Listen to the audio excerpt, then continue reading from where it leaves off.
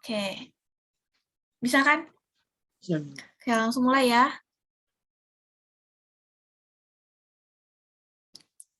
Assalamualaikum warahmatullahi wabarakatuh. Selamat pagi dan salam sejahtera untuk kita semua.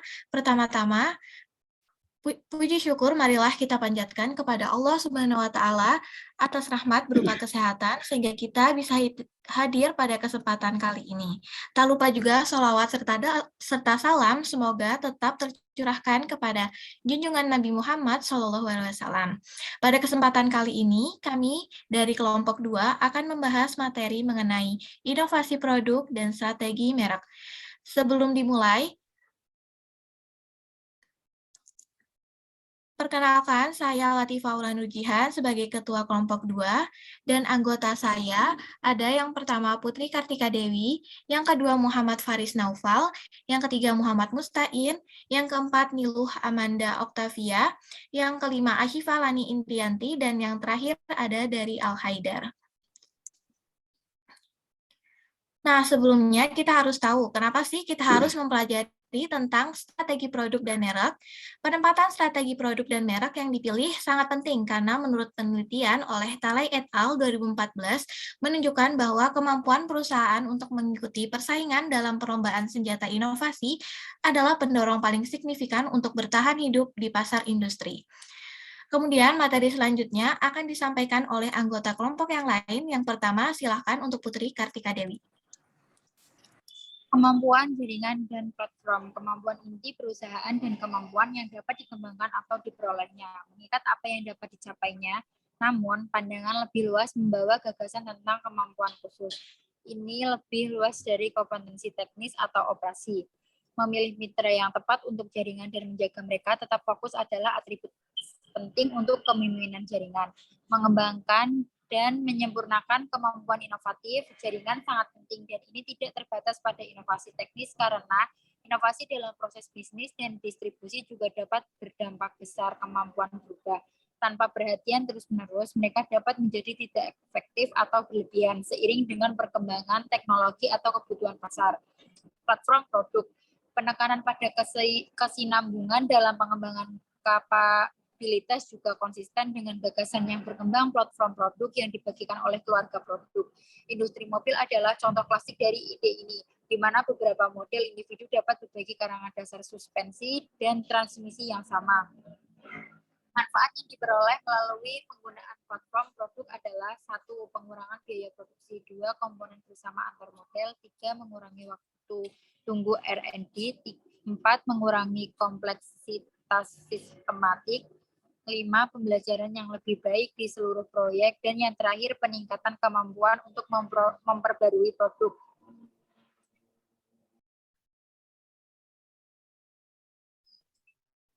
Cukup ini materi dari saya, mungkin bisa dilanjutkan.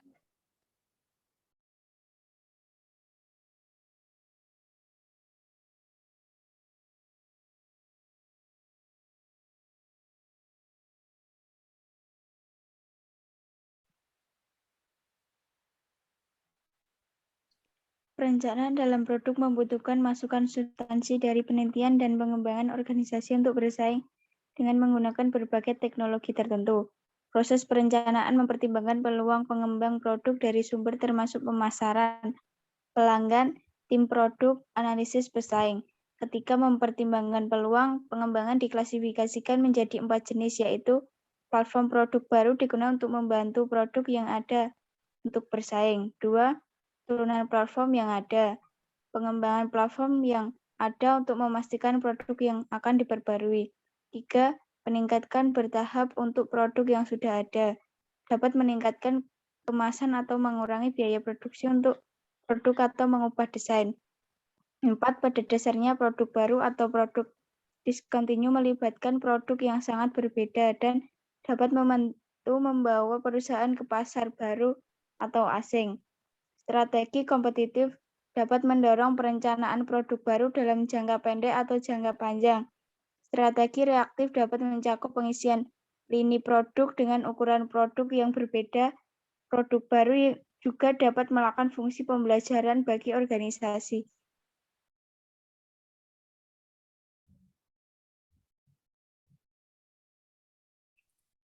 Portofolio produk. Pendekatan ini diprakarsai oleh matriks pertumbuhan pangsa atau matriks Boston yang menggunakan pangsa pasar dan pertumbuhan pasar sebagai dimensi untuk memplot posisi produk. Misalnya, produk yang diklasifikasikan sebagai pangsa tinggi atau pertumbuhan tinggi dapat dikontraskan dengan produk yang dianggap pangsa rendah atau pertumbuhan rendah. Kemudian, pendekatan portofolio ini juga dapat diterapkan pada keluarga produk dan platform di mana mereka dibangun. Misalnya, menggunakan kecanggihan relatif dan fleksibilitas. Deskriptor dua dimensi mungkin menunjukkan sebagian besar platform menunjukkan produk tidak canggih dan tidak fleksibel, dengan kemungkinan satu platform terisolasi dari loop canggih dan fleksibel. Nah, tentu saja ini mempunyai plus dan minusnya. Nah, berbagai plus dan minus yang akan ditemukan tidak ada yang konklusif yang dapat diharapkan dari analisis ini. Mereka menyelidiki dan menginvestigasi dan kemudian dapat menggarisbawahi poin bahwa pendekatan pengembangan strategi produk harus orisinal jika ingin mengarah pada penawaran pasar baru yang khas. Kemudian lingkungan yang kompetitif. Terkadang lingkungan eksternal mendikte apa yang harus dilakukan. Misalnya, mengikuti pengenalan undang-undang baru yang melindungi aspek lingkungan alam. Ini dapat menghadirkan kemungkinan dan peluang seperti terobosan dalam teknologi yang memungkinkan memberikan konsumen bersedia membayar lebih untuk produk dalam kategori tertentu. Keadaan eksternal juga dapat menimbulkan ancaman dan masalah. Nah, tekanan organisasi menurut aspek lingkungan yang pertama itu ada bagaimana teknologi akan merubah bisa lebih atau kurang ketat. Ini bisa melibatkan beberapa brainstorming dalam organisasi dan bisa mencari berbagai bentuk saran eksternal, pemerintah, pusat penelitian, konsultan, dan universitas. Yang kedua, bagaimana struktur persaingan industri dapat mengubah. Apakah ada kemungkinan bersaing, indikasi pergeseran strategis, atau ada pendatang baru dalam industri, dan lain-lain. Yang ketiga, bagaimana kerangka peraturan dapat berkembang. Ini mempengaruhi sejauh mana hal itu akan membatasi kegiatan. Yang keempat, kebutuhan pelanggan. Ini mungkin merupakan area lebih lanjut untuk berspekulasi. Akankah mereka menjadi lebih menuntut, membutuhkan bahan yang lebih baik, dan kinerja yang lebih baik di produk yang mereka gunakan.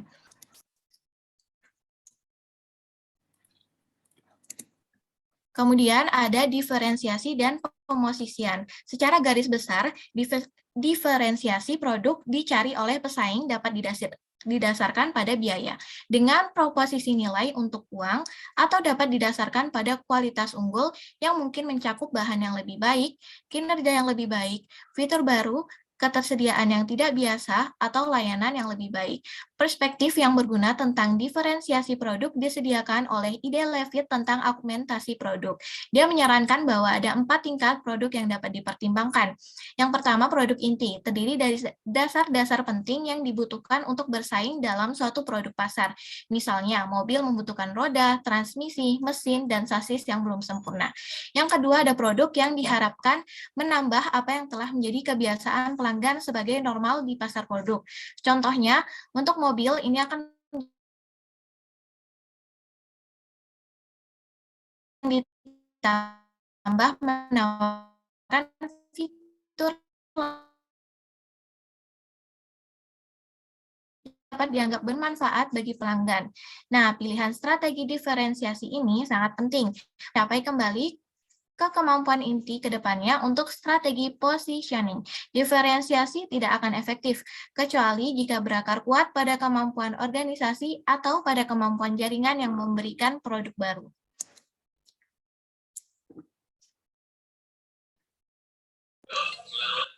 Penempatan produk dan bersaing dengan produk lain. Yang pertama ada penempatan produk. Positioning produk mengacu pada persepsi pelanggan tentang produk. Ini adalah istilah relatif yang menggambarkan persepsi pelanggan tentang posisi produk di pasar relatif terhadap produk pesaing. Ini didasarkan pada pemahaman bagaimana pelanggan membedakan antara produk alternatif dan mempertimbangkan faktor-faktor yang digunakan pelanggan dalam membuat penilaian atau pilihan antara produk di pasar yang sedang diselidiki. Ini disebut sebagai kriteria evaluatif pelanggan dan mereka mungkin sebagai atribut fisik produk. Yang kedua ada bersaing dengan produk lain. Salah satu faktor yang membedakan perusahaan besar dari yang lainnya dan itu adalah produk yang mereka jual. Desain produk dengan demikian memainkan bagian penting. Penelitian yang didanai oleh Kementerian Urusan Ekonomi Belanda dan dipimpin oleh Fakultas Teknik Desain Industri di Delft University of Technology. Produk yang tahan lama adalah tentang menemukan model bisnis yang sukses dan strategi desain untuk menciptakan nilai bagi perusahaan dan konsumen melalui produk yang tahan lama sambil meminimalkan konsumsi sumber dayanya.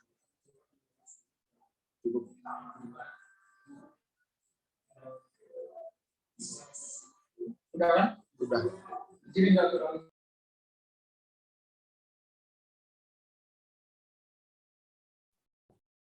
Mengelola merek dan strategi merek. Bagi banyak orang, terutama yang sinis, kata merek diasosiasikan dengan kumpulan gimmick dan banyak iklan untuk meyakinkan publik agar membeli produk atau satu produsen daripada produk yang lain. Bagi orang lain, merek hanyalah produk dengan nama merek atau logo. Ini sebagian benar, tetapi ada lebih banyak merek daripada sekadar iklan. Bahkan setelah pengeluaran iklan yang besar, perusahaan akan memiliki sangat sedikit pelanggan jika produk tersebut rusak atau berkualitas buruk.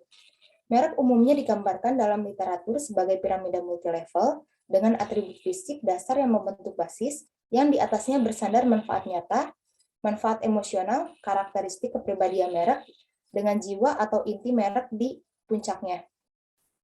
Manajer merek dan perusahaan harus memutuskan sejauh mana merek ingin berinvestasi dalam merek mereka dan dengan demikian mengembangkannya. Pertimbangan tersebut akan melibatkan semua aspek bauran pemasaran dan pada gilirannya jelas akan mempengaruhi persepsi pembelian. Kemudian pembelian akan mempertimbangkan manfaat dan nilai yang dipromosikan dan membuat pilihan. Dalam studi kasus di akhir bab ini, perusahaan dapat menggunakan dukungan merek untuk meluncurkan produk. Pilihan-pilihan ini akan mempengaruhi pengembalian kepada perusahaan dan akan menentukan keputusan investasi untuk masa depan merek. Strategi merek. Strategi merek adalah ujung tombak niat kompetitif organisasi. Ini membawa perusahaan atau nama produk ke pasar dan menunjukkan bagaimana memposisikan dirinya untuk bersaing. Juga melibatkan pilihan antara tidak memiliki nama merek sama sekali, sehingga produk tersebut dijual sebagai komoditas, dan upaya untuk mengembangkan nama merek yang khas dengan serangkaian asosiasi dan harapan yang khas. Produk tersebut dapat dijual kepada pihak lain agar mereka dapat menempatkan merek dagang atau merek mereka di atasnya, atau sebagai alternatif, produk lengkap atau komponen utama dapat dibeli, dan kemudian diberi merek perusahaan. Perusahaan biasanya pada suatu saat akan mengembangkan merek atau brand yang dimilikinya, entah dengan tujuan untuk melayani market segmen yang berbeda atau dalam rangka melindungi merek utama mereka dari serangan para pesaing. Mengingat pentingnya merek, mengejutkan sekali bahwa begitu banyak perusahaan membuat kesalahan yang ceroboh sehubungan dengan merek mereka.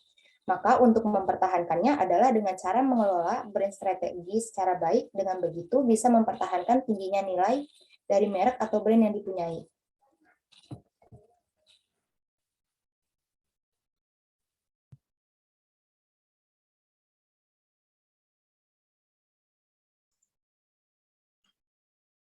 Ekstensi merek. A. Perluasan merek. Penggunaan merek yang sudah mapan pada produk baru di bidang produk yang sama atau di bidang tertentu. Nama merek mungkin juga diperluas ke bidang produk yang tidak terkait. Perpanjangan merek sederhana adalah ketika baru atau ukuran yang tidak biasa dibawa keluar, sehingga nama merek asli diberi awalan atau untuk beberapa produk teknis, ini bisa menjadi kode alfanumerik baru. Berikut adalah alasan dibalik perluasan merek untuk memanfaatkan potensi efek terbawa dari merek asli. 3 jenis efek carryover yang mungkin relevan. 1. Keahlian. Jika yang asli telah terbentuk dan terpelihara dengan sendirinya, mungkin lebih dari jangka waktu yang cukup lama, sebagai yang terbaik yang tersedia untuk aplikasi atau penggunaan tersebut, maka kemungkinan besar telah memperoleh reputasi untuk kompetensi tingkat tinggi di bidangnya. 2. Prestis. Beberapa merek memiliki citra yang patut ditiru, dan beberapa konsumen mungkin percaya bahwa gambar-gambar ini memberikan status kepada mereka yang menggunakannya. 3. Mengakses. Sebuah asli mapan mungkin telah dikembangkan dan memiliki akses yang baik ke pemasok terbaik dan distributor terbaik. Perpanjangan akan memanfaatkan hubungan ini dan mungkin memiliki penerimaan yang lebih baik untuk peluncuran awalnya daripada merek baru yang tidak memiliki reputasi. Masuk pasar. Waktu masuk pasar telah mendapatkan perhatian khusus. Umumnya diasumsikan bahwa masuk lebih awal diinginkan dan ada bukti bahwa pelopor memperoleh keuntungan penggerak pertama. Mereka mampu mempengaruhi harapan pelanggan dan membentuk bagaimana pelanggan membuat evaluasi produk di bidang baru. Mereka dapat menyarankan kepada konsumen kriteria yang harus mereka gunakan dalam membuat penilaian mereka dan produk yang kemudian masuk, kemudian dievaluasi atas dasar itu. Next.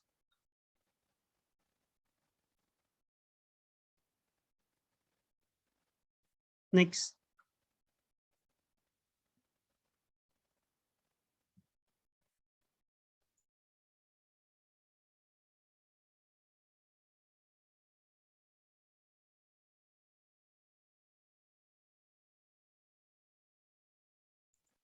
Dari perspektif bisnis, inovasi tidak akan berhasil sampai ia memantapkan dan memanfaatkan tempatnya di pasar.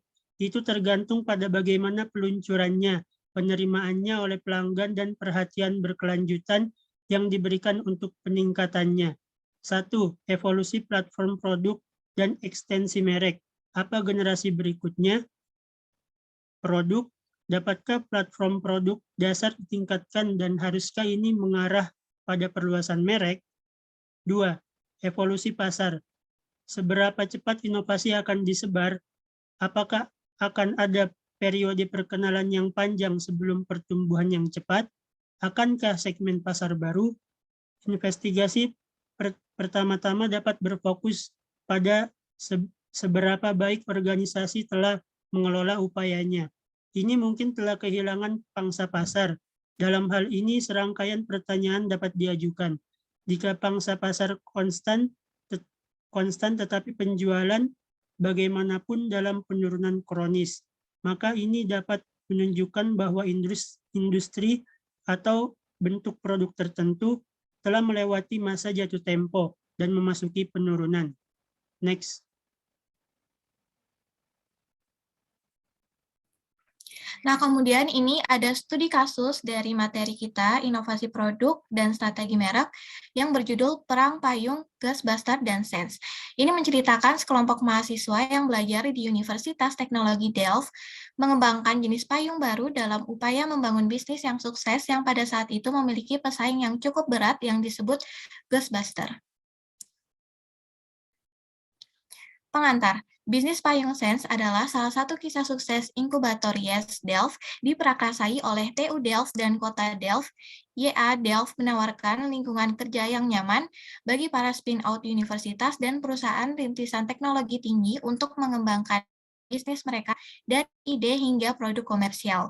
Terletak di kampus universitas dengan akses mudah, fasilitas R&D, TU Delft yang sangat baik ini juga memberi kepada penghuninya sewa rendah, kontrak fleksibel, pelatihan bisnis aktif, dan banyak rekan pemula di dekatnya. Selain Sense, saat ini ada hampir 100 perusahaan dalam program inkubator YES Delft dengan banyak perusahaan lain yang telah berkembang dari inkubator dan sekarang menjadi perusahaan yang berdiri sendiri.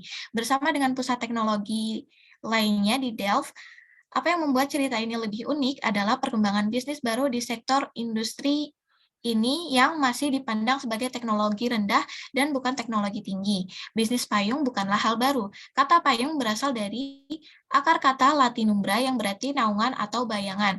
Oleh karena itu, pada awalnya dirancang sebagai metode untuk melindungi diri dari sinar matahari. Payung telah digunakan selama lebih dari 4.000 tahun. Berasal dari Mesir kuno, Yunani, dan Cina. Saat ini pemain global terkemuka meliputi Thales Isotoner, Ghostbuster Amerika Serikat, Fulton Inggris Raya, Fox Umbrellas Inggris, dan Blood Selandia Baru. Namun ada banyak produsen murah lainnya. Sebagian besar perusahaan ini memproduksi pengembangan, manajemen, inovasi, dan administrasi bisnis. Ketiga pendiri memiliki keterampilan dan keahlian yang saling melengkapi, memberikan perpaduan antara desain teknik dan wawasan komersial. Mereka mengatasi banyak kekurangan desain pada payung tradisional untuk mengembangkan jenis payung baru. Bentuknya yang aerodinamis membuat payung Sense selalu menemukan posisi terbaik saat tertiup angin, sehingga lebih nyaman digunakan. Desain payung ini berarti dapat menahan angin hingga kekuatan 10 atau 100 kpj. Bentuknya yang unik juga memberikan visibilitas yang lebih baik kepada pengguna dan eye saver yang dirancang khusus membuat lebih nyaman. Produk jadi akhir adalah hasil dari proyek pengembangan 2 tahun yang memanfaatkan fasilitas dan keahlian di Fakultas Penerbangan dan Fakultas Desain Industri di TU Delft. Selain itu, startup mahasiswa merupakan salah satu yang pertama kali masuk ke dalam inkubator TU Delft pada tahun 2005. Inkubator ini merupakan kerjasama dengan Kota Delft yang disebut sebagai pengusaha muda di Delft Yes Delft.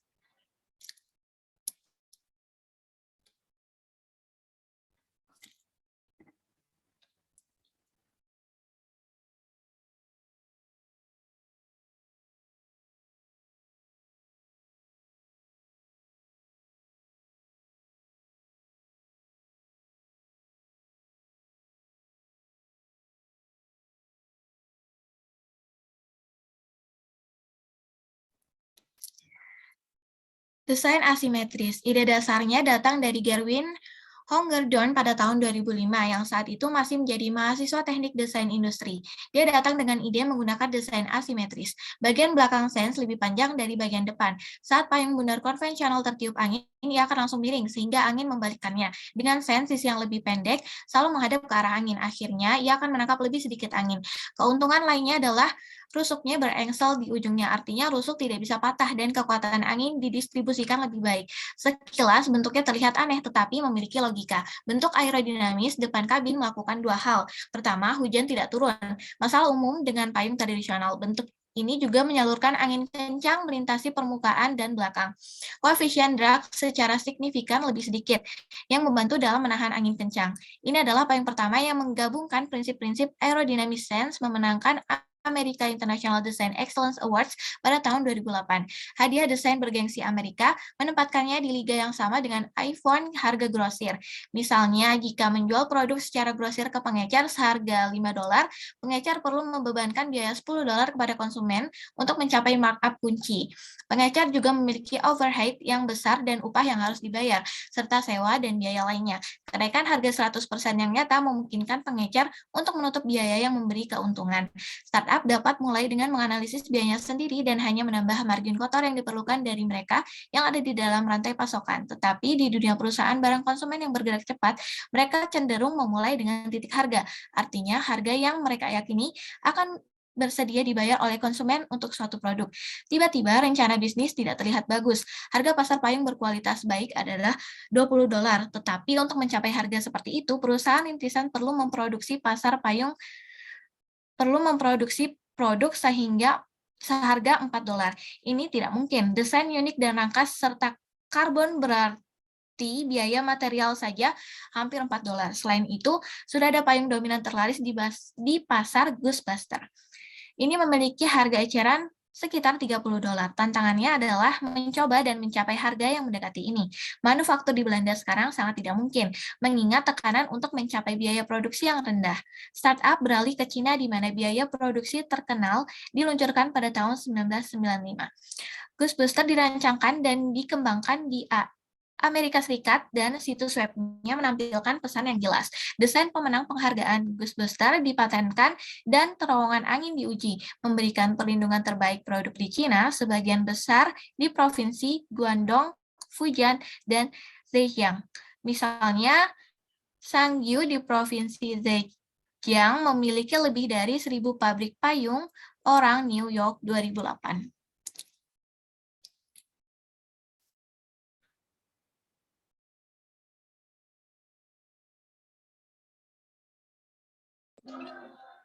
Ghostbuster payung terkemuka.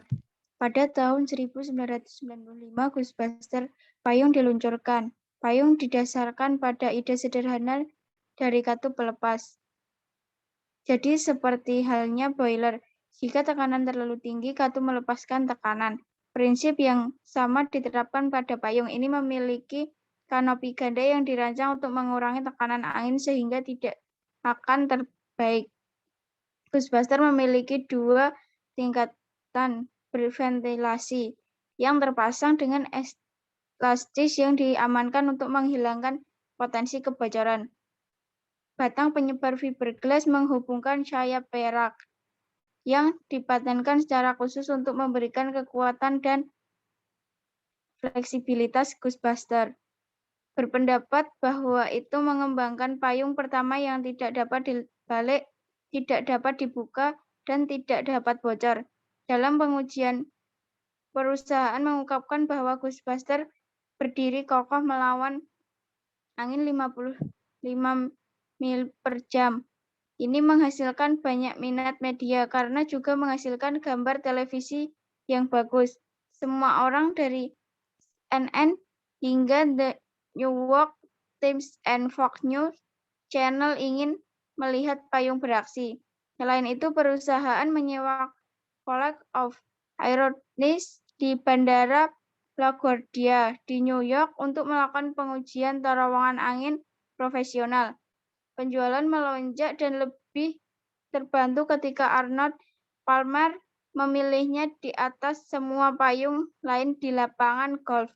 Semua industri golf yang bermain hujan atau cerah mulai berlindung di bawah Goosbuster. Pada tahun 1998, Goosbuster menangkan produk terobosan tahun ini, payung Sense. Sementara payung telah ada selama berabad-abad sampai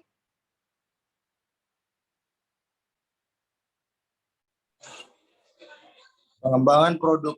Setelah lebih dari 1 tahun dalam desain ada pengembangan di mana banyak bahan dan prototipe yang berbeda dibangun. Desain akhir yang dipilih membutuhkan pembuatan pengembangan prototipe menggunakan pengrajin insinyur lokal yang terampil, tetapi meningkatkan produksi hingga ribuan dan ratusan produk memerlukan pertimbangan biaya dan margin yang cermat. Startup muda sangat menyadari bahwa untuk biaya produksi mereka perlu juga ingin memberikan keuntungan dan ini harus antara 10 sampai 20%. Markup dan margin kotor distributor dan pengecer. Distributor adalah perusahaan yang biasa membeli produk dan menyimpan persediaan sendiri dari produsen dan menjualnya ke pengecer. Next.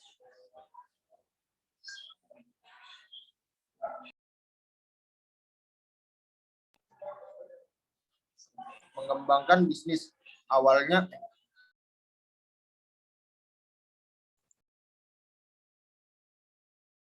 mengembangkan.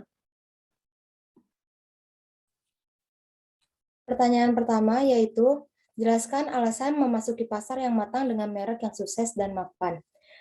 Dengan melakukan analisa yang baik dan tepat akan lebih bisa memahami keadaan pasar yang sesungguhnya sehingga strategi yang dilakukan untuk memasarkan produk bisnis yang dimiliki akan berjalan dengan baik sehingga keuntungan bisnis akan meningkat. Pertanyaan kedua, apakah Sen telah mengunjungi pemerintah regional dan nasional dengan memproduksi di Cina? Tujuan dari inkubator adalah untuk mendorong pertumbuhan ekonomi lokal. Bisnis payung Sen adalah salah satu kisah sukses inkubator. YesDev menawarkan lingkungan kerja yang nyaman bagi para spin-out universitas dan perusahaan rintisan teknologi tinggi untuk mengembangkan bisnis mereka dari ide hingga produk komersial. Selain Sen, saat ini ada hampir 100 perusahaan dalam program inkubator dengan banyak perusahaan lain yang telah berkembang dari inkubator dan sekarang menjadi perusahaan yang berdiri sendiri. Payung telah digunakan selama lebih dari 4.000 tahun, berasal dari Mesir kuno, Yunani, dan Cina. Sebagian besar perusahaan ini memproduksi produk di Cina. Maka pernyataan tersebut adalah benar. Next.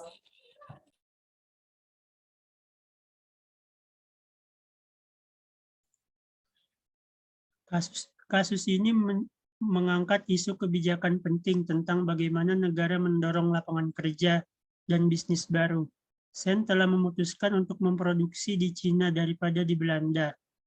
Apa jika ada yang dapat dilakukan pemerintah untuk mendorong manufaktur di dalam negeri? Ada beberapa hal langkah pemerintah yang dapat dilakukan untuk mendorong manufaktur dalam negeri. Di antaranya, 1. Dalam mendorong sektor manufaktur, harus tersedianya bahan baku baik dari dalam maupun impor, sehingga pemerintah akan mengupayakan tidak adanya operation disruption untuk menggeliatkan sektor ini. 2. Biaya energinya harus kompetitif, dikarenakan biaya energi saat ini lebih tinggi dari rata-rata. 3. Mendorong iklim investasi dan fasilitas. 4. Mendorong untuk pengembangan sumber daya manusia atau SDM yang produktif. Hal ini sangat diperlukan agar dalam menghadapi persaingan di kancah global SDM yang tersedia lebih kompeten. Pertanyaan keempat, haruskah universitas mendorong siswa untuk memulai bisnis mereka sendiri atau bekerja untuk perusahaan seperti Shell atau Unilever? Menurut saya harus. Mahasiswa terlebih dahulu bekerja untuk perusahaan seperti Unilever atau Shell agar mahasiswa dapat mengambil ilmu dari perusahaan tempat bekerjanya tersebut. Setelah itu, baru untuk memulai membuka bisnis baru yang diinginkan. Next.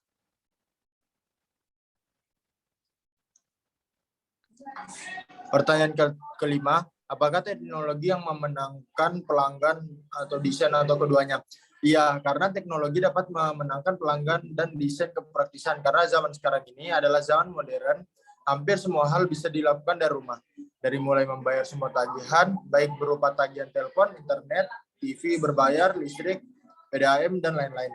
Cukup dengan menggunakan m-banking dan semua bisa dilakukan dengan cara online. Kita tidak dapat memungkiri penting teknologi informasi dalam kehidupan kita. Teknologi informasi telah menjadi bagian yang sangat penting dalam setiap rencana bisnis hampir dari seluruh perusahaan baik skala besar maupun kecil menggunakan teknologi informasi sebagai salah satu aktivitas yang sangat dibutuhkan untuk memberikan peningkatan terhadap layanan bisnis yang mereka kelola. Pertanyaan nomor 6, seberapa signifikan asosiasi universitas bagi para pengusaha? Bisakah mereka berhasil tanpa universitas? Ya, saya rasa cukup signifikan karena peran asosiasi universitas bagi para pengusaha sangatlah penting untuk menaikkan penghasilan maupun penjualan, karena seperti apa yang dikutip dari Dr. Yusuf, kita harus mampu menjadikan perguruan tinggi sebagai kawah cendera muka untuk mencetak kelahiran pengusaha-pengusaha baru. Next.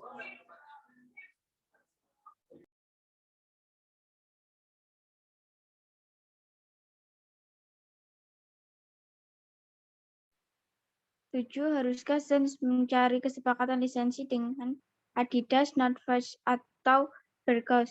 Harus, karena ada perjanjian dengan Adidas, North Face, Berghaus, di mana itu untuk menyampaikan pendapat ekonomis dari perjanjian yang dimiliki atau diperjanjikan oleh perusahaan tersebut.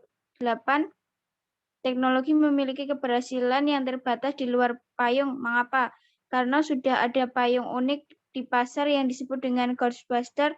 Desain sederhana sebagian besar tetap tidak berubah dan hampir sama di seluruh dunia. Pada awalnya dirancang sebagai metode untuk melindungi diri dari sinar matahari dan digunakan selama lebih dari 4.000 tahun. 9. Harga produk tampaknya telah membatasi daya tarik massa. Mengapa? Harga produk merupakan salah satu faktor yang dilihat oleh konsumen untuk menjadi pertimbangan sebelum membeli suatu produk. Apakah budget mereka sesuai atau tidak dengan fungsi produk yang mereka cari? Ataukah ada brand lain yang punya kualitas sama tetapi memiliki harga lebih terjangkau? Walaupun ada beberapa konsumen yang tidak begitu mementingkan harga, dalam kasus ini harga produk dapat membatasi daya tarik massa karena mereka sudah memiliki pesaing yang mampu menghasilkan produk di harga eceran. Nah, mungkin itu saja yang bisa disampaikan oleh kelompok kami. Kurang lebihnya, kelompok 2 mohon maaf. Wassalamualaikum warahmatullahi wabarakatuh.